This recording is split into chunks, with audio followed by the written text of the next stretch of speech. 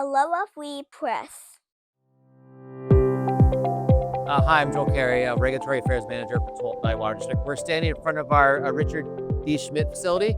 This is part of our new entry point for our new supply coming online in 2026. That's the new Willamette Supply Program. This new supply will actually serve all of Aloha and other parts of the Beaverton area that we supply. In Tualatin Valley Water District, we've actually had two primary supplies for the last several decades. The primary supplies are the water we purchase from Portland Water Bureau, and then the water we are part of a partnership with the Joint Water Commission. So that is the Tualatin River. The new Willamette supply will actually replace the Portland supply. So next year, in 2026, when the new plant comes online, we'll stop taking water from Portland and switch all over to the Willamette supply. So the Willamette water supply in total is $1.6 billion. It's a significant investment in infrastructure for the region. Making investments in infrastructure only ever gets more expensive into the future. As well, there's always the risk of a Cascadia subduction earthquake event or other climate-related challenges on the existing water systems. I think everyone's aware now that the Northwest is prone to these major earthquake events. So when we designed this system, we designed it to meet a magnitude 9 Cascadia subduction zone event, which is a sustained event that could happen for several minutes. So if we didn't have the supply system in place, we'd really be prone to not being able to bring water to our community.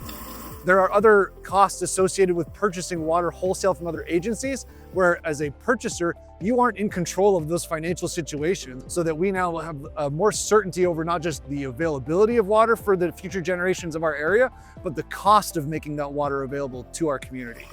As far as taste goes, we've done internal taste testing with all of our supplies. They're all highly comparable. Frankly, in the Northwest, we're very lucky with all our water supplies. If you really want to know, if you've ever been to Sherwood or Wilsonville and drank the water down there for any reason, that's the same supply that we'll be bringing in 2026. So we've definitely heard the concern about data centers. And I think a lot of the community is really trying to educate themselves quickly on this topic. What I could tell you is that in our territory for TVWD, we don't have a lot of them.